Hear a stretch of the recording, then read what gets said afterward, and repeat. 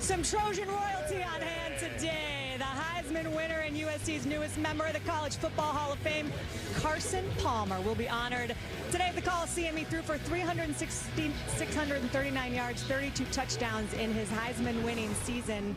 Won MVP in the Orange Bowl win over Iowa that year. I'm just trying to figure out. I don't think it was an accident. They were showing highlights against Oregon and Washington of you lighting everybody up. Yeah, he ordered those actually from the controller. Utah wasn't in the Pac-12 yet. I think he lit everybody up. This is true. This guy lit everybody up. Carson Palmer, thank you so much for joining us. Congratulations, first and foremost, on your induction. And I got to say, you've had a lot of big moments in the Coliseum, but you're about to lead the team out of the tunnel. You feel a little nervous? How are your nerves doing? It's been a while. It's been, I think, 4 years since I've run out of a tunnel. Okay. But I'm excited. I mean, it's so nice to be back on campus. We kind of made our way through all the fans today and to get down here to the field. It's the second time my kids have been on campus, so it's been really fun to share with the family. Well, the biggest key is I learned from the Ohio State, the guy who dots the I, is pick your feet up. Because he didn't do so well running down the tunnel. He didn't pick his feet up. You don't want to be anybody's meme. But when you come back here and you play, you know, I've got memories from playing in the stadium and coaching in the stadium and things.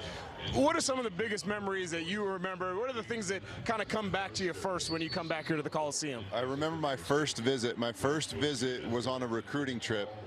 And I was down on the field, and I got kind of lost in the shuffle with the other recruits going back. So I ended up actually kind of sneaking on and staying on the field. And I was a sophomore or junior in high school, and it was against Washington State. And it was the year that Ryan Leaf had that huge year, his senior year at Wazoo. They came here, they beat SC. And I'll never forget, I'd seen many SC games on TV and seen the Collie before, but to be on the field and then see the players and, you know, kind of how I stack up, and I'm standing there next to Ryan Leaf. I'm like, this is what a college quarterback looks like. He was like 6'9", 290. Oh, I remember. And he was spinning the ball all over the field. But I'll never forget, that was my first moment here, and I've had a lot of special ones since. Carson, you had some great games here. Of all the games, most memorable game, if there is one. Might not be fair. One stand out. I mean, all of the UCLA games here, obviously you go home and away every year, so I got to play UCLA twice here and Notre Dame twice here. Those are why you come to SC. You come to SC to play in that USC-Notre Dame rivalry.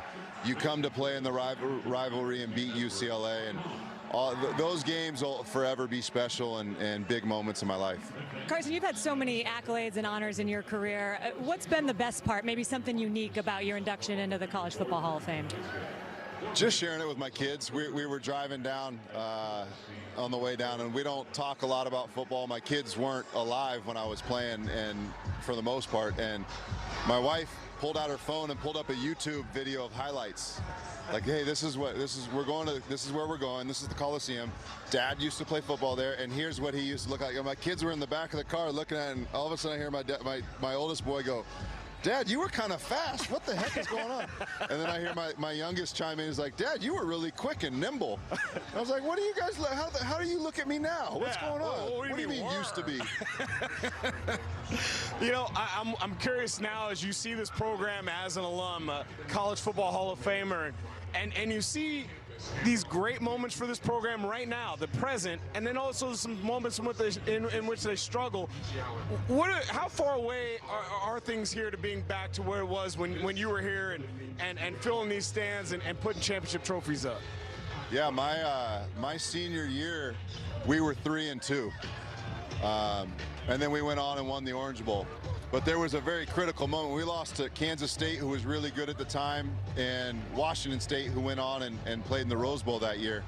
But it was really similar. It was Pete Carroll's second year.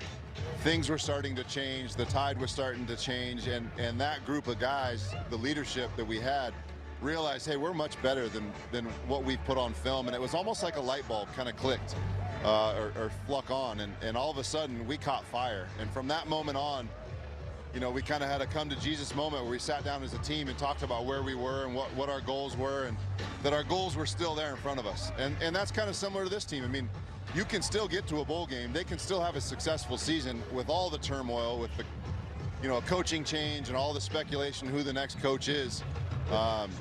You know, at that moment back then in 2003, we realized we were a good team. And we just, after that moment, we took off. And I don't think anybody even played us close from that moment on. So there's some similarities and some parallels to where this team is right now. And I'm a proud alum now, and I'm just keeping my fingers crossed and watching and cheering and enjoying it. Is this head coaching job different now today than it was when Pete Carroll came in? I don't think so.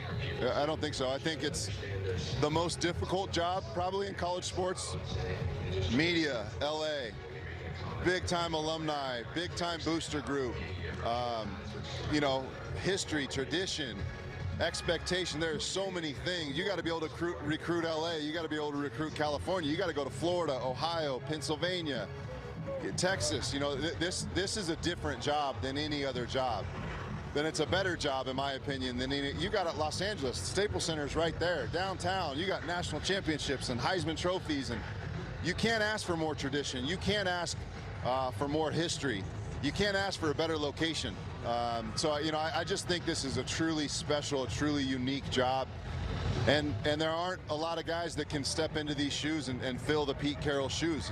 He set the bar extremely high. What he did and the level of success he attained in a short window, that bar's been set high. And unfortunately for the next guy, that's what's expected. And that's why I think this is one of the most unique, if not the most unique job in college football, but also one of the most difficult.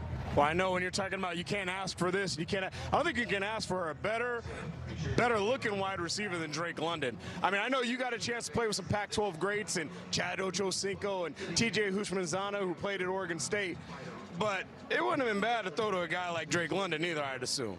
No, I mean, he's the complete package. Just the ability to high point it from any. It's easy when you can run and shuffle your feet and jump up and high point a ball. But when you're running full speed and the ball's a little bit on your back shoulder and you have to pivot and rotate your hips and jump off of 1 foot, maintain his balance. I think that's one of the most impressive things is when the ball's in the air, he finds a way to position his body to be able to get the ball at the highest point and catch it at the highest point. And that is a rare. I have not seen very many players with that kind of ability and that kind of being able to maneuver and stay on balance, stay in bounds, and catch the ball, and the guy's pulling on your jersey and pulling on your other arm. He's just powerful. He's nifty. He's nimble. And he goes up and when the ball's in the air, it's his ball. How are you enjoying retirement? And what's the next chapter? What are you doing? I'm not retired. I'm coaching the Wood River Warriors middle school football team. My 7th grade son over here. He's wearing number 3 too. I apologize. We're 2-2 right now, but we're bouncing back. There's still a lot of football left, but so I'm not retired. I'm still coaching. All right, I got you. Now wait, how good is? And trust me, he can't even hear you, so it's fine. How good is your dad as a ball coach? Really good. Good Really answer. good? Good answer. That's a good answer. How cool is it, though, to see your dad back in his element? I heard you were watching YouTube videos of him playing here. Really cool. Really cool. I love it. All right. Well, enjoy the day. You better go stretch with your dad because you know he's got to lead those guys out of the tunnel. So He's got to get more nimble. maybe go get him Get my jogging around the hammies loose, sidelines. my Achilles tendons. I'm a little nervous. I might need to go see the trainer before I come back out. Just jog. Carson Palmer, the latest member of the College Football Hall of Fame.